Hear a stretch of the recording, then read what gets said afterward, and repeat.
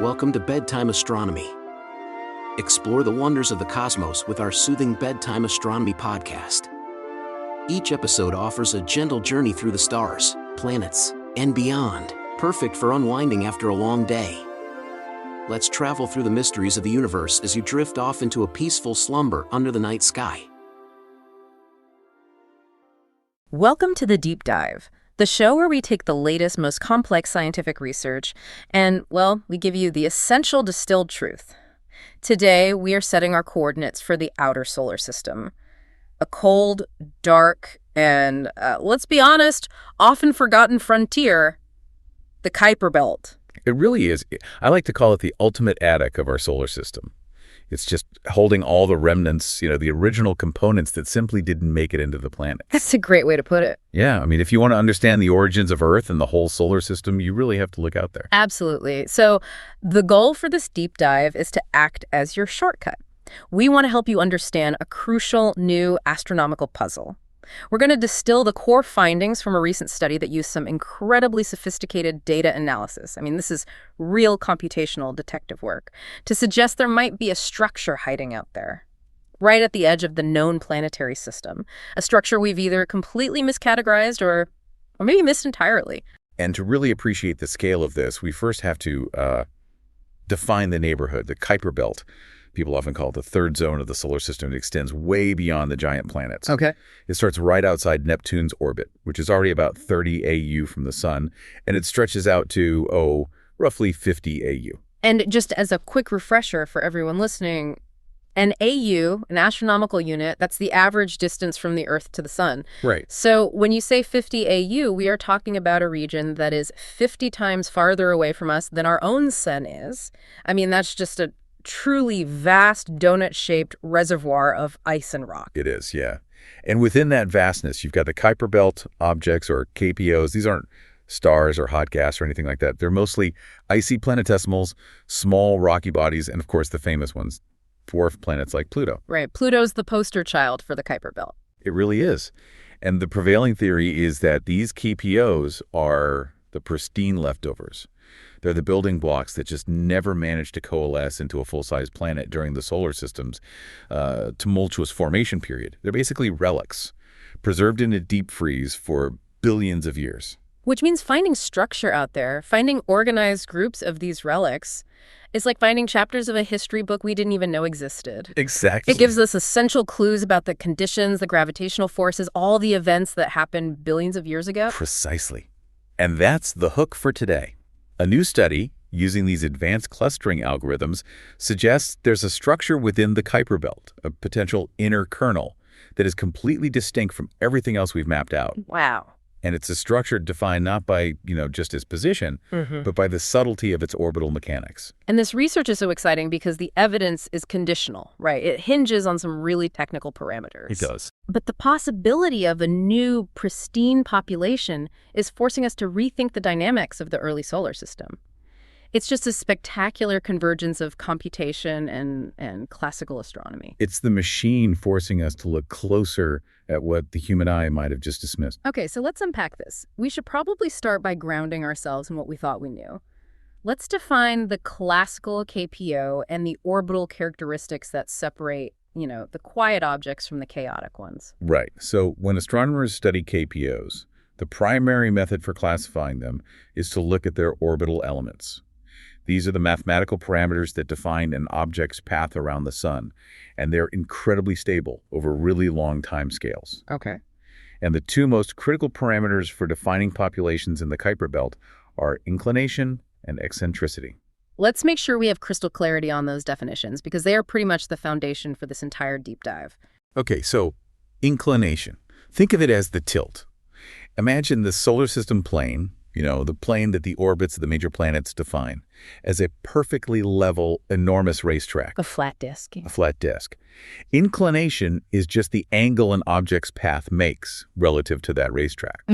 So a low inclination means the object is hugging the plane, moving very close to where all the planets are. Okay, so it's staying in its lane, so to speak. Exactly. And a high inclination means it's on a steep, angled path. It's flying high above that plane or diving far below it. So a low inclination suggests a very stable, calm environment, right? I mean, things that move far away from that main plane have usually been knocked out of it by some big gravitational event. Exactly right.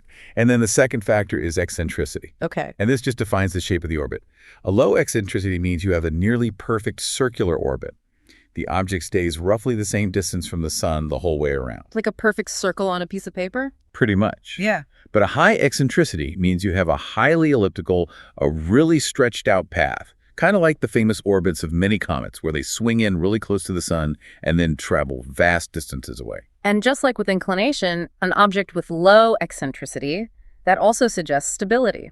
It hasn't been stretched or pulled significantly by the gravity of, say, a massive gas giant like Neptune. Precisely. And when we combine those two factors, low inclination and low eccentricity, that's how we define the dynamically cold population. The cold population. These objects are considered the most undisturbed, the most pristine remnants. Their orbits are circular, and they stay close to the main plane of the solar system. They are the artifacts that have been sitting quietly in the attic for 4.5 billion years, pretty much untouched by planetary migration or any big gravitational scattering. That stable, cold population, that leads us to the first major structural discovery, doesn't it? The original kernel. That was a huge finding back in 2011. Oh, it was a true moment of realization.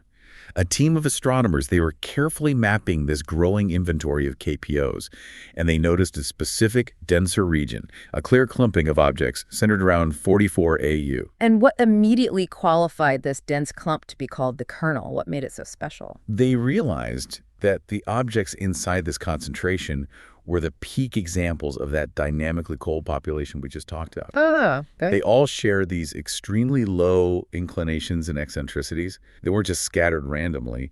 They were highly organized and concentrated in this narrow strip of orbital space right around that 44 AU mark. So it really solidified the idea that the cold classical belt wasn't just some randomly distributed ring of objects, but it had these preferred stable structures inside of it. Yes.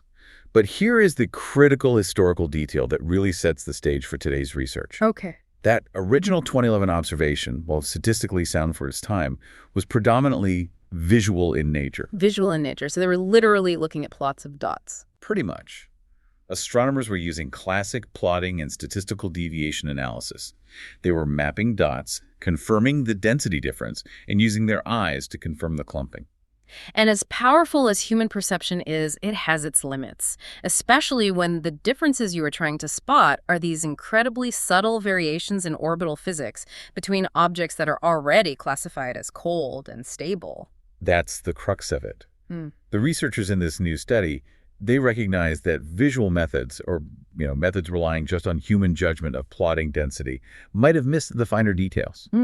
They suspected that within the known kernel, or maybe nearby, there might be substructures defined by only marginally tighter orbital characteristics, the kind of thing that you'd need a machine to detect.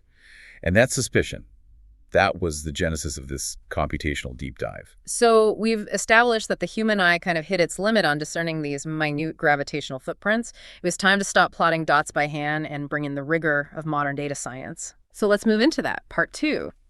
The computational approach. What methodology did they actually adopt to search for these subtle, hidden patterns? Well, the challenge was immense. They weren't looking for objects knocked way out of the plane, because that'd be easy to spot. Right. They were looking for an anomaly within the most stable population. What? We're talking about finding clusters based on variations that might only be in the third decimal place of an eccentricity value. Wow. You need a tool that's optimized for finding dense patterns in a field of very, very similar data points. And the tool they chose, which they lay out in the preprint paper, is, well, it's an established workhorse of data mining. It is. Yeah. It's an algorithm called DBSCAN. It stands for Density-Based Spatial Clustering of Applications with Noise. DBSCAN. It has a fantastic reputation in data science, mainly because it doesn't require you to tell it how many clusters to find ahead of time. It just searches the data set for regions of high density and defines those regions as clusters. And that is a critical feature, isn't it? I mean, if they had used an algorithm that required them to say, find 3 clusters, they might have just forced the data into a structure that wasn't actually there. DBSCAN is much more exploratory. Exactly. DBSCAN is designed to discover structure organically. It defines a cluster as a collection of densely connected data points. And crucially, it also isolates noise outliers that don't belong to any dense group. Okay. In the context of the Kuiper Belt, the noise would be the KBOs that have those highly scattered orbits, which confirms that the tool is specifically seeking the organized cold structures. So let's get a little technical here just for a moment, because this is where the sophistication really lies. How does DBSCAN actually define density in a massive cloud of data points, especially when you're applying it to orbital elements? It operates using two key parameters that the user has to set. The first is epsilon, or EBS, and the second is minimum points, or minuses. Okay. Let's use an analogy to make this clear. Imagine our data set of KBOs is a map of a city. I like that. A map of the Kuiper city. Right. So EBS defines the maximum radius around a single data point that we consider its neighborhood. So if you set EBS to 1 kilometer, you're looking for neighbors within a 1 kilometer radius. Okay, that's its little bubble of influence. Exactly.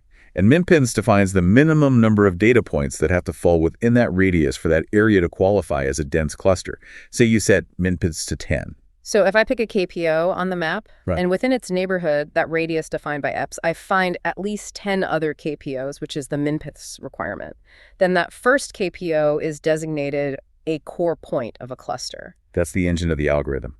DBSCAN then just aggregates all the core points and all the other points that are reachable from them, and that whole collection becomes a defined cluster. Yeah. In our case, that would be the kernel. And the points that fail to meet that density requirement, They get classified as noise. this means they aren't just looking for KBOs that are close together in, like, physical distance. They're looking for KBOs that are close together in orbital parameter space. They're sharing highly similar semi-major axes, eccentricities, and inclinations. Correct. And the input data is absolutely crucial here. They analyzed 1,650 classical KBOs, and the inputs weren't raw positional data.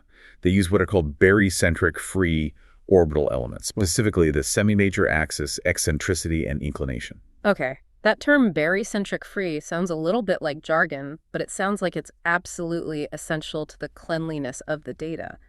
Can you simplify that for us? Why is isolating the barycentric free elements so critical before you throw the data into a clustering algorithm? Yeah, it's the purification step that makes the whole analysis meaningful. The barycenter is the center of mass of the entire solar system. And not just the sun. Not just the sun.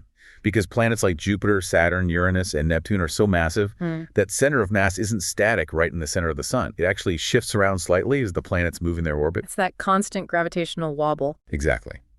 So if you just look at an object's orbit relative to the sun, that orbit is momentarily being distorted by the planet's instantaneous positions. By calculating the barycentric free elements, you are mathematically factoring out those temporary gravitational wobbles. I see. You're isolating the KBO's true, intrinsic, long-term orbital path around the solar system's actual center of mass. So if they hadn't purified the data, DBSCAN might have found clusters based on, what, temporary noise, fleeting gravitational alignments, instead of fundamental, shared history. That's right, they'd be chasing ghosts in the data.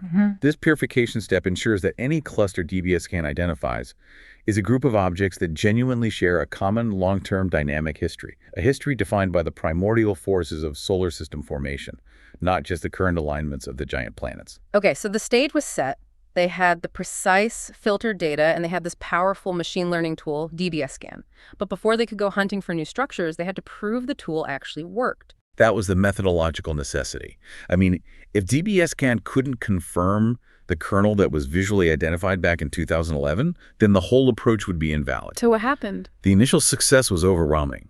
DBSCAN successfully recovered it confirmed, and it precisely delineated the boundaries of the previously known kernel at 44 AU. Wow, that validation is huge. It confirms that orbital parameters, when you analyze them this way, they really do contain distinct density peaks, and the algorithm is sensitive enough to find them.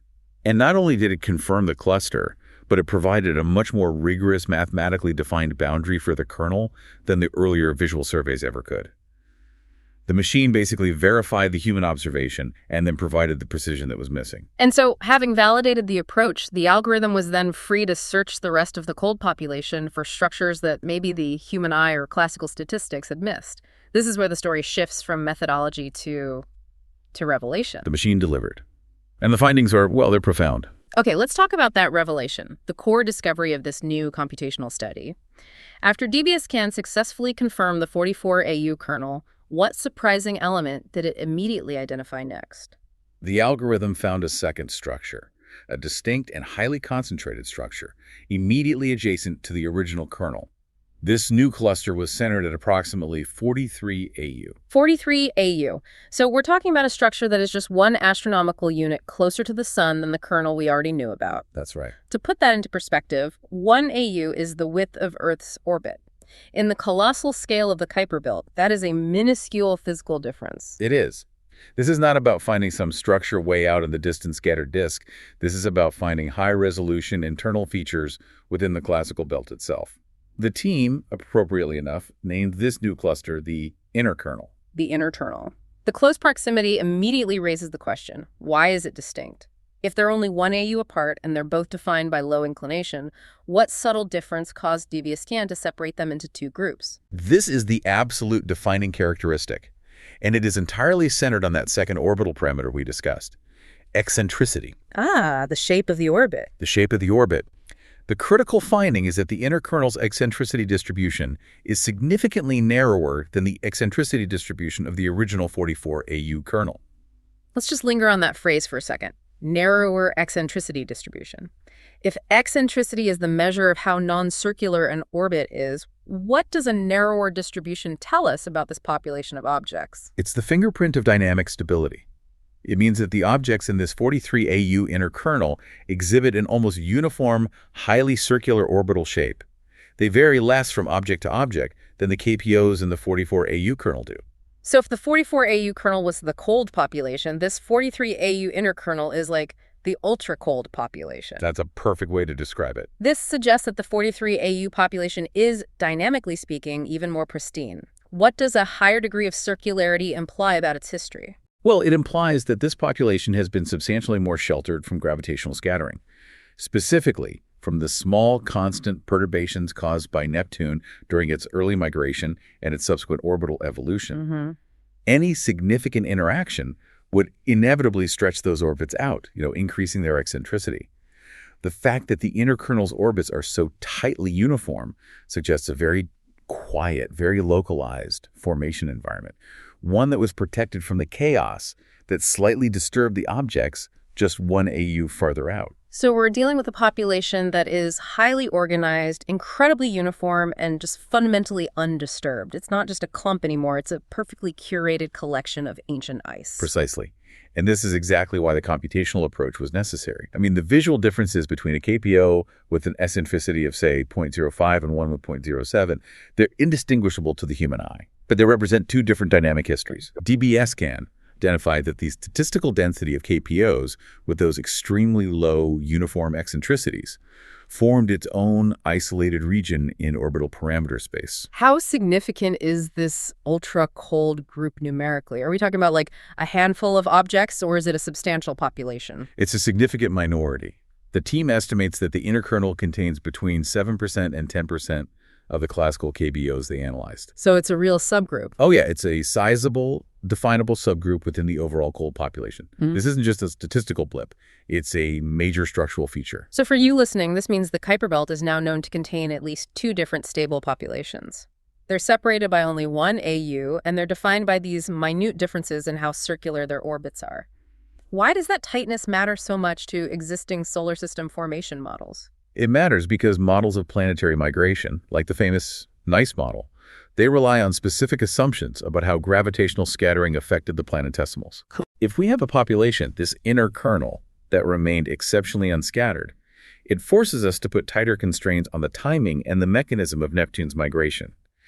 It suggests that this specific 43 AU region acted as a kind of gravitational sanctuary, perhaps due to a specific resonance or orbital pocket that kept the orbits tidy while everything else was getting slightly perturbed. And that distinction, that tighter, narrower eccentricity, that is the entire case for the inner kernel being a separate entity. It is. But we have to address the major caveat the researchers themselves placed on this finding, and this is where the scientific honesty of the paper really shines through. Absolutely. They were so meticulous in laying out the conditions of their discovery. They noted that the distinction between the kernel and the inner kernel depends entirely on the clustering parameters used in DBSCAN. Okay, so let's connect this back to the city map analogy. If the distinction is conditional, that suggests they had to use DBSCAN in a very specific, very controlled way to make the inner kernel pop out. They did. They used DBSCAN in what they called a conditional manner. What this means is they tuned the input parameters, the EPs, that neighborhood radius, and the min-peaks, the minimum number of points, specifically to ensure the successful delineation of the known 44AU kernel first. Yeah. They essentially told the algorithm, find the known neighborhood, and then, using these precise high-resolution settings, see if there are any other neighborhoods immediately adjacent. So they set the search radius, the EPs, narrowly enough that the main kernel didn't just swallow up the inner kernel. By forcing the 44AU group to have a tight definition, the 43AU group, with its even tighter eccentricity, was naturally forced into a separate cluster. That's the mechanical subtlety of the discovery. And the researchers fully acknowledge that if the team stated it very clearly, it becomes ambiguous. The inner kernel and the original kernel would likely merge back into what just appears to be a single combined structure that exhibits a complex internal density gradient. That sounds like a technical ambiguity, but as we sort of discussed, the significance remains regardless of whether they merge or separate in the end. The finding is robust because whether they are two distinct populations or one combined population, the discovery of the inner kernel represents an additional component to the known structures of the cold classical Kuiper Belt. Right. It reveals that the density and the dynamic characteristics of the cold belt are far more complex than the simple single kernel picture suggested. We found a structure that was previously unaccounted for. This uncertainty leaves us with two critical alternative explanations that astronomers must now work to distinguish. So let's dive deep into the implications of both of those possibilities. This is where the detective work turns into cosmological modeling. Okay, so alternative one. The kernel is just significantly larger than we previously thought. What would that imply for the physics of the outer solar system? If the two groups are ultimately proven to be a single large structure, it means the original 44AU kernel is simply the density peak of a much broader continuous entity that stretches inward to at least 43AU. This doesn't lessen the finding, but it reframes it. It suggests that the gravitational environment that facilitated the quiescent formation and settling of the cold classical belt was geographically more extensive and maybe more stable in radius than we assumed. So instead of a localized clumping event right at 44 AU, we'd be looking at a much wider zone of dynamic stability. Exactly. And that slightly narrower eccentricity found at 43 AU would then be interpreted as a natural gradient within that larger structure. Perhaps the objects closest to Neptune's influence, but still dynamically stable, are just fractionally more disturbed than those slightly farther out. Creating the density variation that DBSCAN found. Right. It would imply a single extensive process of formation or capture. That's a compelling possibility. And it would still require adjusting our existing models of how the solar system initially swept up or settled all its peripheral material. It would. It would demand a revision of the boundary conditions for what we call the cold population. But the second alternative is arguably more dramatic. Alternative 2.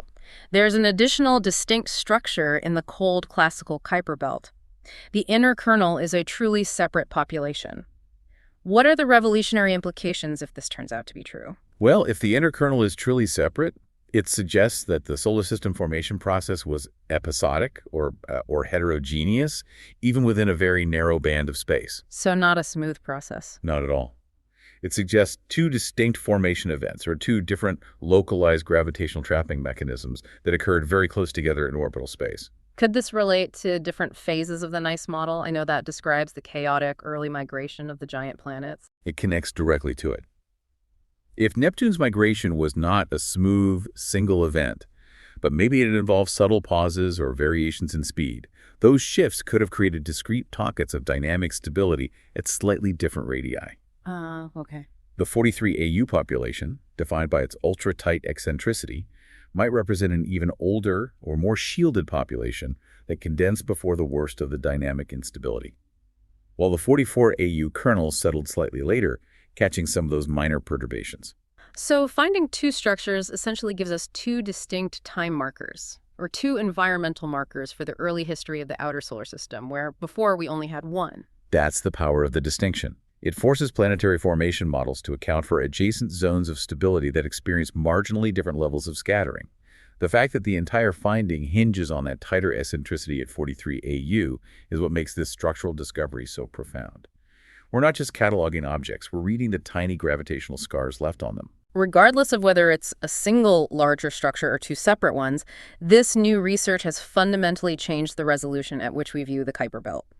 We are no longer looking at broad zones, we're looking at fine-grained substructures. The concept of the cold classical Kuiper Belt being dynamically monolithic it's gone. It's a region of complex overlapping structures, and each one provides a unique piece of the solar system's history. And the machine learning tool is really the only way we could have uncovered this level of nuance. So we have this incredible computational discovery, but there's this lingering uncertainty based on how we set the machine's parameters. How do astronomers ultimately resolve a question like this, where the answer hinges on DBSCAN's input settings? The resolution, as is so often the case in observational astronomy, will come through overwhelming statistical power. More data. A lot more data. We need to go from a sample size of 1,650 classical KBOs, which is good, to a sample size that is orders of magnitude larger.